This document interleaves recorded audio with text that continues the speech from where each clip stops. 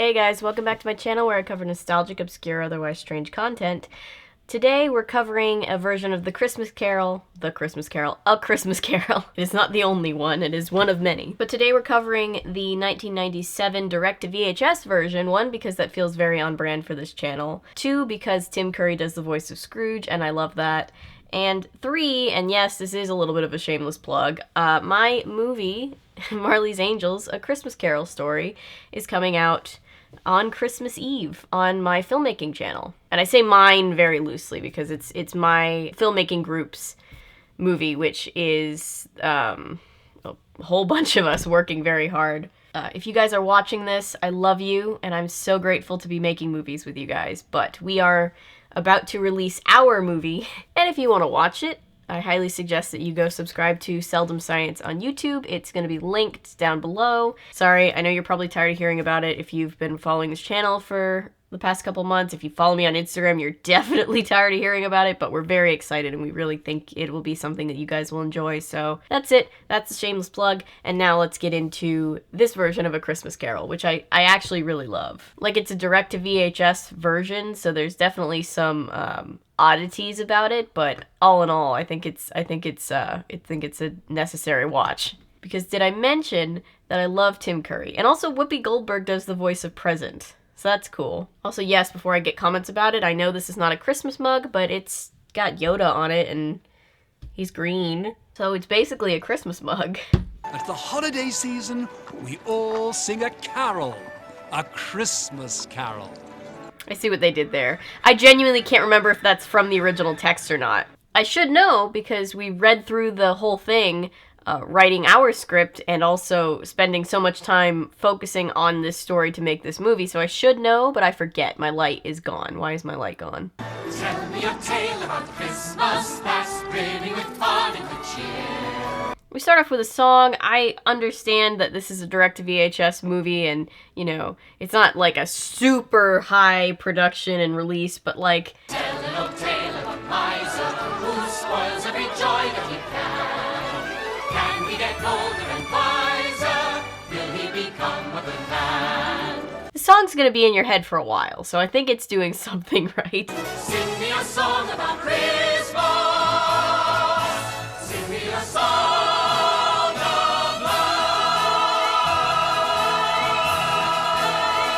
So, you know the story. We start out in Scrooge's office, counting money and being a businessman. That's it! Scrooge really was the original big businessman in a Christmas movie. Anyway, this opening scene plays out very similarly to all the other versions. The main divergence to the main story is that Scrooge has a dog. I don't know why. Debit! His name is Debit. He's an American bulldog. And I don't know why Scrooge would have a dog. I feel like that's an expense he wouldn't want. The answer is that this is a kids movie in the 90s, so there has to be a dog sidekick. Beat it, brat!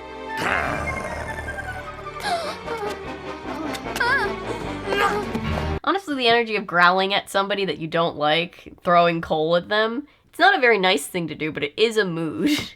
Cratchit, go fetch that coal! Yes, Mr. Scrooge. And then poor Bob has to go get the coal back. A Merry Christmas, Uncle Ebenezer. Merry Christmas? What right have you to be merry? You're poor enough. What right have you to be grumpy? You're rich enough. This version is a mix of direct lines from the original book and weird divergencies. Is that a word? I think that's a word. From the book. And I'm not sure what decisions went into which one. I'm not saying that I like or dislike it. It's very interesting. I wonder what thought went into that. Keep Christmas in your own way, and let me keep it in mine. Keep it? But you don't keep it. Fred's really out here just petting a random mouse as if he isn't, like, in the olden times and could die from anything at any moment. What did that mouse ever do to you? So Merry Christmas, Uncle. Good afternoon! So Scrooge doesn't want to go to Christmas with his family.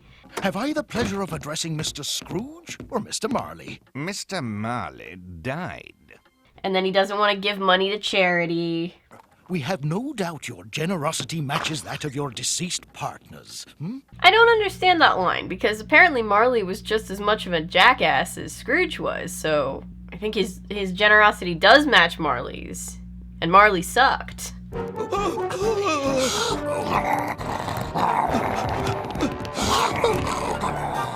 I guess that's why he bothers with a dog. He chases all the annoying charity collectors away. It's cheaper for him in the long run. Hello? Beat it, beggar. No! No, sir.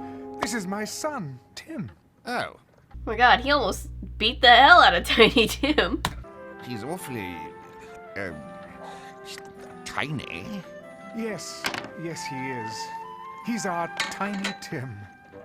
Yeah, that's kind of the point. You'll want all day off tomorrow, I suppose? If it's convenient, sir. It's not convenient. Yeah, IATSE posted on their Instagram story the other day, unions, because it's very unlikely that 3 ghosts will break into your boss's house and make him do the right thing, and honestly, that is a very good point. Get the light, you liability. Calling somebody a liability is such a good put down. So then after Scrooge sees a bunch of people being happy and he's like, gross, I hate being happy. He goes to a pub to get dinner. Hash for me, scraps for my dog, and be quick about it. Every day the same thing. Cheapest meal on the menu. And then like the whole staff is mad because Scrooge is cheap and he always gets the cheapest thing on the menu, which like, I get their point, but like, it's just a weird way to implement that. Oh well, can't let him ruin our holiday now, can we?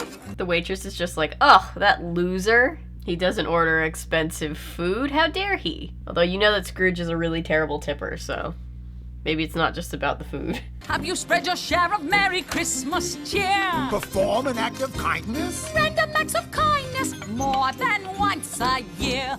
She sings a song about random acts of kindness. Apparently her random act of kindness is giving the actual food to the dog and giving Scrooge the, I don't know, the crap that they were gonna give to the dog like he deserves.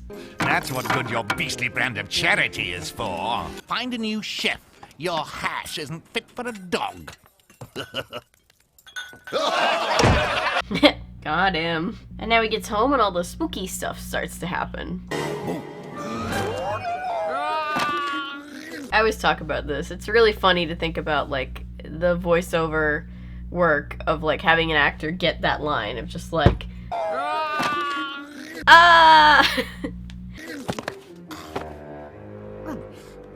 I've been there while we've done similar things, and it's very funny every single time. Ebenezer Scrooge. So yeah, Marley shows up just like always and tells him, you know, hey, don't be an asshole like I am, or was. Sick him.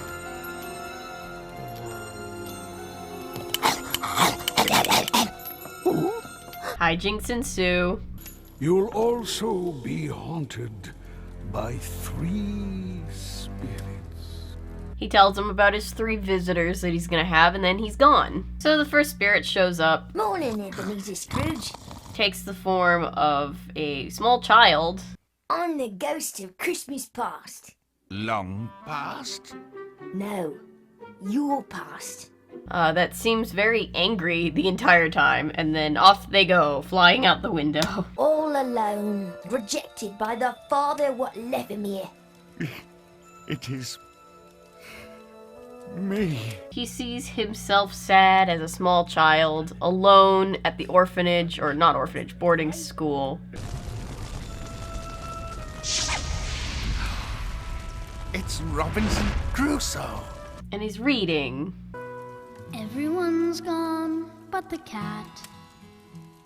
Once again I'm all alone. We get another song. Like Arthur on his throne, I won't be alone. See all my friends when shadows fall. Very sad. Abby. Fan! And then we see his sister invite him home, and the spirit's like, hey, dumbass. Oh, I wish she were alive to invite me home again. But she has, through her son Fred. Your sister might be dead, but her son, your nephew, keeps trying so hard to get you to come and visit. Why, it's old Fezziwig, my boss. And then he sees his boss. You know the story. He sees his boss, and he's like, wow, my boss was great. I wish I wasn't such a miserable son of a bitch to my employees.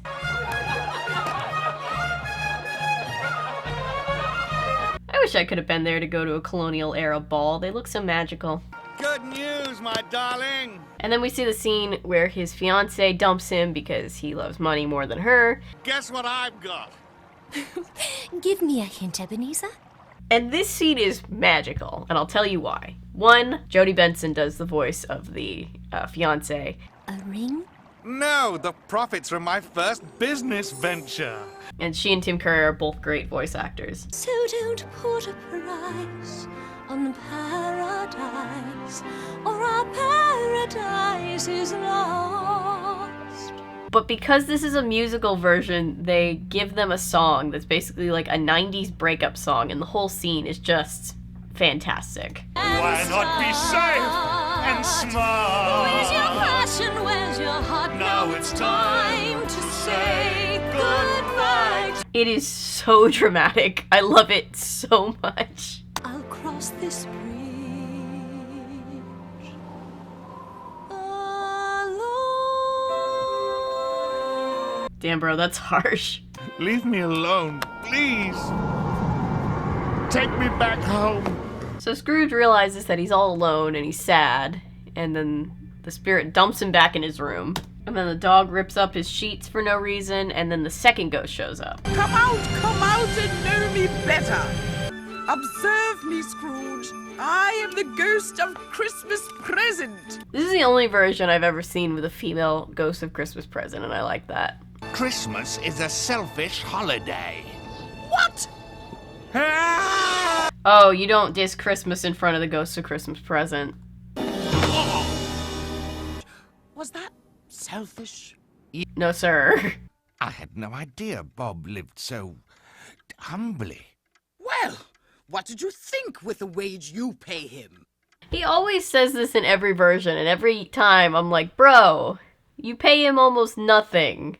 Capitalistic moron. It's Christmas time at last. Grievances or not, it's been Mr. Scrooge who's kept the chicken in our pot. And then they reprise the Random Acts of Kindness song from before. Yes, it's Christmas Day, but Scrooge has done us ill. We must find a way somehow to exercise goodwill. But it's funny to me because it's just a song where the Cratchit family argues about whether or not Scrooge is deserving of love, because, you know, he sucks. Robinson Crusoe. And I love this because Scrooge sees Tiny Tim reading Robinson Crusoe, which was his favorite book as a kid, and he's like, wow, he reads books and I read books. We are the same. Oh, you see here? This is just before the pirates attack. Oh, dear, forget I said that. It's actually cute. A remarkable boy, but so frail. And then he realizes that Tiny Tim might die, and he's all upset. No! Oh, no, Spirit, say he'll be spared. Probably because Tiny Tim wouldn't be sick at all if it wasn't for him being such a batshit awful boss. So as I was editing this video, I came across the cover of, or one of the covers of, the DVD release version for the first time for this movie, and they just randomly made Present white for some reason, which, uh-oh. And why? Just why? Next time, find out who the surplus is. Hell yeah! Remember, Scrooge, no one is worthless or unfit to live. Ghost of Christmas Present does not miss. Nephew Fred? And then the old fellow said, "What's Christmas but a time for finding yourself a year older and not an hour richer?" And then she takes him to see Fred's party that he's missing out on. I have nothing bad to say about him. And then Fred pivots from roasting Scrooge to hyping him up. I never realized how Yes? much he looks like Fan. Oh. 'Twas last Christmas Eve, I had a cause to hide beneath the stairs. And then they sing a song called Santa's Sooty Suit, which is very hard for me to say. It's a very interesting song. Wish I had a quid for each name that's hid on Santa's sooty suit. Also, any of my UK viewers, I know we have a few, is it a myth that you don't say Santa Claus? Like, My laundry machine is running in the other room and it sounds like a waterfall happening. So sorry if you can hear that. But I always thought that like Santa Claus was like a very American way to say it. Is that incorrect? I don't know. Then I looked up heaven, blessed me at Santa's sooty suit. I love how much Scrooge loves this song. My stay upon this earth is very brief. Uh-oh, Christmas present's gonna die. Are spirits' lives so short? I feel like most spirits don't have lives. Yeah, there's a lot of lore that we don't know about the ghosts of past, present, and future, do we? I mean, our movie that we made dives into putting the focus onto them because we thought it was very interesting to tell that side of the story since most people don't. But even we, like, had these conversations, like, on the day of filming, where we're like, did the ghosts, were they alive at one point? Are they just, like, entities of the universe? Like, they clearly exist outside of any timeline, but still, very interesting. I'm so interested in the ghosts of past, present, and future. Speak to me, spirit. And here he is, the ghost of Christmas future. That's who I play in our movie. I have an affinity for that character. I only know he died last night. So the spirit shows him a bunch of rich people laughing about somebody dying. Harsh, I know. You don't mean to take him with him lying there? Why not? And then these people are literally robbing the dead body. Harsh, I know. My little boy. No, Spectre, no. Not Tiny Tim. And then Tiny Tim died. Harsh, I know. It's very sad. This part is always really horrible. Are these the shadows of the things that will be, or only the things that might be? And then plot twist, I know you're not seeing this coming. No! It's Scrooge, he died. That lonely corpse was me. I never understood how Scrooge didn't pick up on it sooner. Like, he had all the context clues he needed. Don't let me die unmourned. And then Scrooge begs for another chance, and again, I'm gonna hype up Tim Curry. Tim Curry gives his all into absolutely everything he works on, even if it's just a direct-to-VHS animated movie like this, he just still puts everything into it. Good spirit, I'm not that man anymore. Why show me these shadows if I am past all hope? You gotta love this man. Stranded. I'm home! And Ghosts of Christmas Future gives him another chance, and he's back home with his dog that I still don't quite understand. But you know what? He's cute. I heard a tale about Christmas, whose truth caused my spirit to burn. And then Scrooge gets a solo song. I've lived a tale of a miser who spoiled every joy that he could. Then he got older and wiser and only yearned to be good. Which I know they've been kind of letting him sing on all these other songs little bits at a time, but Tim Curry's such a great singer, and I love that he gets his own solo. I'll sing a song full of wonder, like snow from the heavens above. I'll share my new song of Christmas. I've a new song of love. And it's a reprise from the beginning. I like it a lot. I'm not gonna lie, just genuinely I like it. I must apologize to you both for the terrible way I treated you yesterday. You are Mr. Scrooge, aren't you? Can you imagine if this happened? Like, can you imagine if, like, tomorrow Jeff Bezos just decides to, like, give all of his money away? Like, what would the world do? We wouldn't know what to do with ourselves. Yes, of course. Thank you, Mr. Scrooge. Thank you, gentlemen. Like, he just goes to bed one night, like, hating the world. He wakes up and he's like, can I give more money to charity? I like this feeling, though I'm not used to all this smiling. You gotta love it. It's a good story. So he sends, like, a giant turkey, like always, to the Cratchits, and then he sends, in this version, he sends his nephew and his wife over to the Cratchit house, which is just kind of like, all right, invite people to somebody else's house, but okay. But then he shows up, and this is his big plan. No, you must look mean as well. Scrooge coaching his dog on how to act mean is just very wholesome for some reason. I'm paying you what you deserve. Yay! So he gives Bob a raise and a promotion so they won't be poor anymore. And he hires musicians and he brings presents and it's super sweet. And later, Fred and I will teach you Santa's sooty suit. He reunites with his nephew and he promises to get Tiny Tim well. Do you like it, Tim? Oh, yes, sir. And Tim's like a surrogate child to Scrooge and he gives him all kinds of books. God Bless us, everyone. Everyone. And that's the end, and it's very sweet. I actually genuinely think that more people need to talk about this movie, because yes, it's not like the flashiest version or whatever. It's made for kids, but like it's genuinely got some really good performers in there, and I genuinely enjoy it. So I hope you have enjoyed this video. Thank you for listening to me ramble on about, you know, my upcoming movie. Thank you for bearing with me. Thank you for bearing with me when the last video got copyright claimed twice and I had to re-upload the whole thing from the ground up. I apologize for that. I think the video must have popped up like 3 different times in everybody's sub boxes, but thank you for not unsubscribing when that happened. I appreciate you guys so much. There will be more Christmas videos that I'm going to get in because with everything being so crazy in my life right now, I just haven't covered nearly as many things I want to this holiday season. So there's going to be more things. I'm going to try to get some more requests in. So yeah, stay tuned for that. I just really appreciate you guys. Thank you for being here. Thank you for watching, liking, commenting, subscribing, sharing. Everything you do to support this channel means the world to me. I say it all the time, but I mean it. If you're new here and you're a fan of nonsense, maybe consider sticking around because I post nonsense all the time. And remember, my name is Avery. I'm a YouTuber if you say so, because thanks to you guys, this is technically a YouTube channel. Happy holidays, everybody. Thank you.